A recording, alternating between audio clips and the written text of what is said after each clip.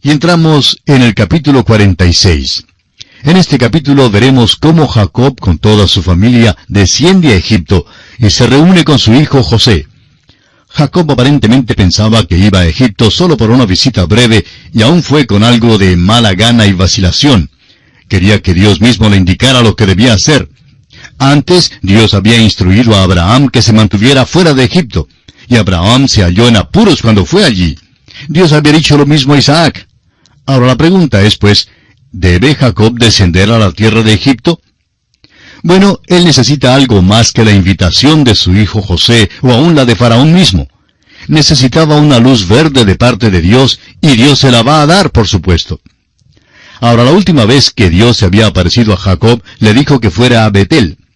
Ahora quería ir a Egipto para ver a su hijo, una visita que cree será temporal, pero permanece inquieto aún en cuanto a esta visita, si es que realmente debe ir o no.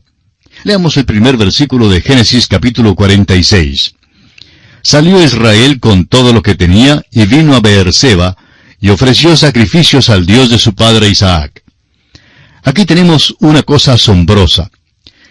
Dice aquí que Jacob, o sea Israel, ofreció sacrificios al Dios de su padre Isaac.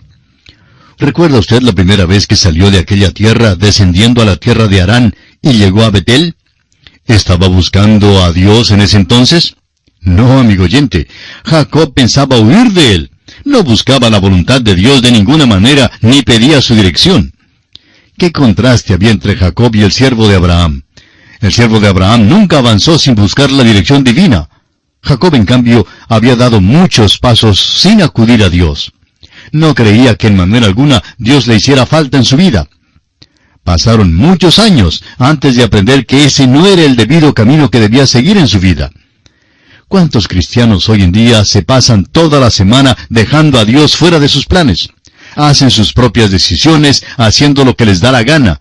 Luego van a la iglesia los domingos y se portan como si fueran muy religiosos, creyéndose dispuestos a hacer la voluntad de Dios los domingos. Creen que la voluntad de Dios es asistir a la iglesia y quizá enseñar una clase en la escuela dominical. Luego, el mismo domingo, después del servicio de la mañana, le dicen, hasta el próximo domingo, adiós. Durante los demás días de la semana, Dios no está incluido en sus planes. Bueno, este hombre Jacob no acostumbraba a buscar a Dios ni a pedirle su dirección. Sin embargo, vemos aquí que ofrece sacrificios a Dios. Ahora se acerca a Dios. Y veremos que Dios es bondadoso para con él y se le aparece. Pero esto será tema de nuestra consideración en nuestro próximo programa. Mientras tanto, le sugerimos leer cuidadosamente este capítulo 46 de Génesis para estar mejor informado de su contenido. Será pues, hasta nuestro próximo programa, es nuestra oración que Dios le bendiga abundantemente. Continuamos hoy estudiando el capítulo 46 de Génesis, que apenas logramos comenzar en nuestro programa anterior. Leímos el versículo 1 que dice, Salió Israel con todo lo que tenía y vino a Beerseba, y ofreció sacrificios al Dios de su padre Isaac. Concluimos nuestro programa anterior diciendo que este hombre Jacob no acostumbraba a buscar a Dios ni a pedirle su dirección. Sin embargo, vemos aquí que ofrece sacrificios a Dios. Ahora acude a Dios y fíjese usted que Dios será bondadoso para con él y se le aparecerá. Leamos los versículos 2 hasta el 4. Y habló Dios a Israel en visiones de noche y dijo, Jacob, Jacob. Y él respondió, heme aquí. Y dijo, yo soy Dios, el Dios de tu padre. No temas de descender a Egipto, porque allí yo haré de ti una gran nación. Yo descenderé contigo a Egipto, y yo también te haré volver, y la mano de José cerrará tus ojos. Dios prometió que haría de Jacob una gran nación en la tierra de Egipto. Ahora, ¿cumplió Dios su promesa? Bueno, si quiere avanzar algunas páginas en su Biblia, lea conmigo lo que dice aquí en Éxodo, capítulo 1, versículo 7. Y los hijos de Israel fructificaron y se multiplicaron, y fueron aumentados y fortalecidos en extremo, y se llenó de ellos la tierra. Hubo una verdadera explosión de la población entre los israelitas en la tierra de Egipto. Ahora, ¿cómo se explica eso? Dios estaba cumpliendo su promesa a Jacob. Pasemos ahora al versículo 5 y leamos hasta el 7 de este capítulo 46 de Génesis. Y se levantó Jacob de Beerseba, y tomaron los hijos de Israel a su padre Jacob, y a sus niños y a sus mujeres, en los carros que Faraón había enviado para llevarlo. Y tomaron sus ganados y sus bienes que habían adquirido en la tierra de Canaán, y vinieron a Egipto, Jacob y toda su descendencia consigo, sus hijos y los hijos de sus hijos consigo, sus hijas y las hijas de sus hijos, y a toda su descendencia trajo consigo a Egipto. La vida de Jacob se puede dividir en 3 etapas que coinciden con 3 sitios geográficos: la tierra de Harán, la tierra de Canaán y la tierra de Egipto. Estos no son tan solo sitios geográficos, sino que denotan también 3 niveles espirituales comunes a todos nosotros. Jacob salió de la tierra con solo su cayado que lo acompañaría el resto de su vida. En primer lugar llega a Harán, y allí es un hombre de Dios que vive según la carne. Ahora salió corriendo de Harán, huyendo de su suegro, y con temor de encontrarse con su hermano Esaú. Luego tenemos la segunda etapa de su vida en la tierra de Canaán, donde tuvo su lucha con un ángel. Es ahora un hombre de Dios que lucha con sus propias fuerzas. Ahora va a Egipto y no necesita caminar o correr, desciende en carros, apoyándose sobre su cayado, y ahora sí camina por fe. Aunque José es sobresaliente en esta sección del Génesis, cerciórese usted de anotar las evidencias del hombre espiritual de fe en la vida de Jacob. Jacob llega al fin a ser el tipo de hombre que Dios quería que fuera. Solo Dios puede hacer este tipo de hombre. Permítanos declararlo de nuevo. La vida de Jacob en Harán representa al hombre de Dios que vive en la carne. La vida de Jacob en la tierra de Canaán representa al hombre de Dios que lucha por sus propias fuerzas. Y la vida de Jacob en Egipto representa al hombre de Dios que ahora sí camina por fe. Creemos que esto es también verdad en cuanto a muchos de nosotros hoy en día. Hubo aquel tiempo en nuestras vidas cuando primero conocimos al Evangelio, la palabra de Dios, y confiamos en Cristo. Luego vino aquel período de lucha cuando pensamos que nos era posible vivir nuestra vida espiritual por nuestras propias fuerzas. Tal vez ese período duró años. Luego vino el tiempo en que crecimos en la gracia y en el conocimiento de nuestro Señor Jesucristo. Amigo oyente, no se desanime. Recuerde que pasaron años antes de que Dios perfeccionara a Jacob. Un diamante no se labra de la noche a la mañana. Notemos en los versículos 5 al 7 que se nos dice que Jacob descendió a Egipto con todo lo que tenía. Ahora, ¿por qué si es que iba solo para una visita? Bueno, porque había hambre en la tierra. Llevó sus posesiones, sus hijos y también sus nietos, y creemos que había también bisnietos. Y así llegamos ahora a la lista de todos los que descendieron con él. Es muy importante porque esta es la genealogía que conducirá hasta Jesucristo mismo y que continuará en el resto de la Biblia. Pero siento que es tan fastidioso leer tantos nombres, no vamos a leer toda la genealogía. Usted puede leerla a solas. Sin embargo, quisiéramos dirigir su atención a estos versículos que contienen una verdad muy importante. Estamos leyendo los versículos 26 y 27 de Génesis 46. Todas las personas que vinieron con Jacob a Egipto, procedentes de sus lomos, sin las mujeres de los hijos de Jacob, todas las personas fueron 66. Y los hijos de José que le nacieron en Egipto, 2 personas. Todas las personas de la casa de Jacob que entraron en Egipto fueron 70. Había 70 personas que descendieron a Egipto. Por supuesto, José y su familia ya estaban allí esperándoles, y 66 viajaron desde Canaán. Todos eran descendientes de Jacob, y en esta genealogía todos se mencionan por nombre. ¿Por qué están todas estas listas de nombres en las Sagradas Escrituras? ¿Es que Dios no tiene informaciones más importantes que estas para darnos? Amigo oyente, la verdad es que no hay nada más importante que nuestro Señor Jesucristo, y esta es la genealogía que conduce a Él. Encontraremos que algunos de estos nombres están en la genealogía que es dada en Mateo, el capítulo 1, en el principio del Nuevo Testamento. De nuevo, veremos algunos de estos nombres también en la genealogía que nos da Lucas en el capítulo 3. Por eso, estas listas de nombres son importantes. Además, hay otra razón, y esta es muy personal. ¿Ha oído usted alguna vez hablar del libro de la vida del Cordero? ¿Está su nombre escrito en aquel libro? Está escrito allí si es que usted ha aceptado personalmente a Jesucristo por la fe como su todo suficiente Salvador. Y es que, amigo oyente, usted está en la línea de Adán. Todos estamos en esa línea. Llegamos a esa línea por el simple hecho de nacer. Pero llegamos a la línea de Jesucristo también por nacer, pero por el nuevo nacimiento. Se efectúa al recibir a Cristo como nuestro Salvador personal. Al recibirlo, llegamos a ser hijos de Dios. Esto es lo que nos dice el apóstol Juan en su Evangelio capítulo 1, versículos 11 y 12.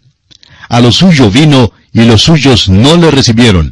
Mas a todos los que le recibieron, a los que creen en su nombre, les dio potestad de ser hechos hijos de Dios. ¿Cuánta importancia tiene usted? Bueno, aquí hay una indicación de la importancia de cada individuo. Dios hace la lista de estas personas por nombre, porque yo no le conozco a usted, ni usted a mí, pero Dios nos conoce a todos personalmente.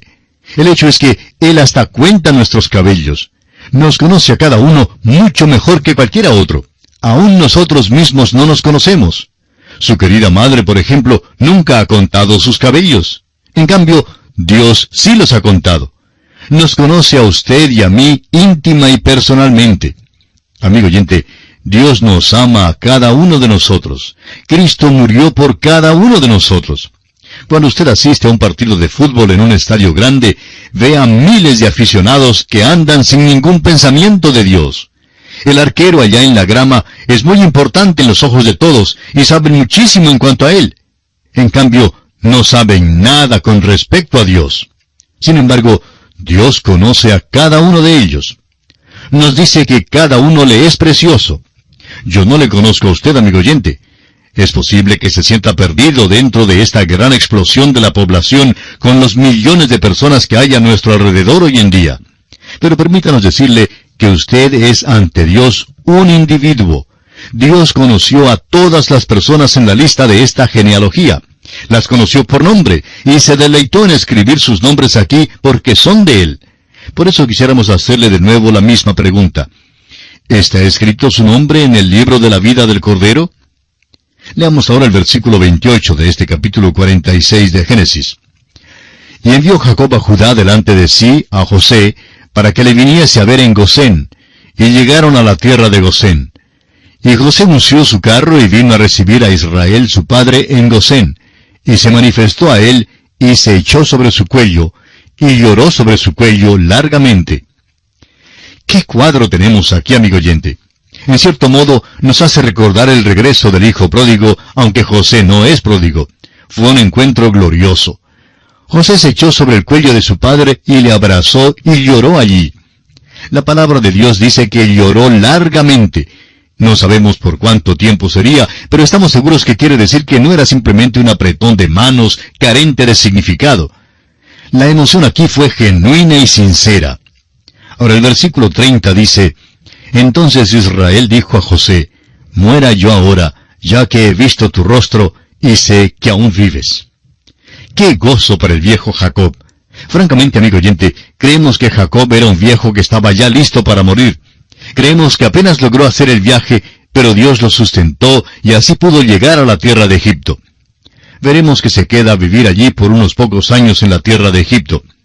Jacob y José se gozan de estos últimos años juntos. Note usted que Jacob ahora es el hombre de Dios que camina por fe. Por eso lo llaman por su nombre Israel. Y ahora leamos los versículos 31 al 34 de este capítulo 46 de Génesis. Y José dijo a sus hermanos y a la casa de su padre, Subiré y lo haré saber a Faraón y le diré, Mis hermanos y la casa de mi padre, que estaban en la tierra de Canaán, han venido a mí. Y los hombres son pastores de ovejas, porque son hombres ganaderos, y han traído sus ovejas y sus vacas y todo lo que tenían. Y cuando Faraón os llamare y dijere, ¿cuál es vuestro oficio? Entonces diréis, hombres de ganadería han sido tus siervos desde nuestra juventud hasta ahora, nosotros y nuestros padres, a fin de que moréis en la tierra de Gosén, porque para los egipcios es abominación todo pastor de ovejas. Aquellos pastores tuvieron el mismo problema en aquel día que tuvieron más tarde los pastores en el oeste de los Estados Unidos. Se nos dice que en el occidente del estado de Texas, si un hombre trataba de criar ovejas en aquella región, se encontraba en mucha dificultad. Se daba cuenta que no tendría vecinos de ninguna manera, es decir, encaraba muchísima dificultad. De la misma manera a los egipcios no les gustaban los pastores. Es interesante que la palabra de Dios ha tenido tanto que decir en cuanto a pastores. Estos hombres eran pastores que criaban ovejas, como los que todavía crían ovejas en la tierra de Israel. Esta es la figura que se emplea para describir a nuestro Señor. Él es el buen pastor que da su vida por las ovejas. Él es el gran pastor que hoy día cuida de sus ovejas. Es el príncipe de los pastores que todavía ha de aparecer. Se llama el pastor. El pastor todavía es abominación al mundo, y todavía el buen pastor no es recibido, ni aún hoy en día. Los que se han apartado de la palabra de Dios han inventado a un Jesús que, aunque es aceptado por el mundo, ni siquiera se parece al Cristo de la Biblia. El Señor Jesús, como verdaderamente es, el Señor Jesús de la Biblia, todavía es rechazado hoy en día. El Jesús que han inventado aquellos que se han apartado de las enseñanzas de Dios es un hombre que nunca vivió. Declaran que no hubo un nacimiento virginal, ni que hizo milagros, ni que murió por los pecados del mundo, ni que fue levantado de la muerte. Amigo oyente, no hay documento alguno sobre un tal Jesús. No hay tal persona como la que ellos describen. El verdadero pastor es aquel que murió por los pecados del mundo. Fue nacido de una virgen e hizo milagros. Resucitó corporalmente del sepulcro. Aquel es el pastor que al mundo no le gusta. Ese es el pastor que el mundo no acepta. Pero ese es el pastor que la Biblia presenta como el único al cual deben seguir las ovejas. Los pastores eran abominación para los egipcios. José entonces aconseja a sus hermanos que digan a Faraón que son pastores y que crían ganado. En realidad tenían tanto ganado como ovejas. Notaremos más adelante que Faraón les dará la tierra de Gosén y les pedirá que cuiden de sus ovejas, a fin de que los israelitas llegaran a ser los pastores de las ovejas en la tierra de Faraón. Es en realidad maravilloso ver que ahora la familia de Jacob vive en la tierra de Gosén. Esta será su habitación por mucho tiempo. Más tarde, después de la muerte de José, llegaron a ser esclavos en la tierra de Egipto, pero Dios estará con ellos a través de todo aquel tiempo. Llegarán a ser una nación allí, y luego Dios los dirigirá para salir de esa tierra bajo el mando de Moisés. No hay documento que afirme que Dios se apareciera jamás a José. Sin embargo, ciertamente vemos la providencia de Dios en la vida de José.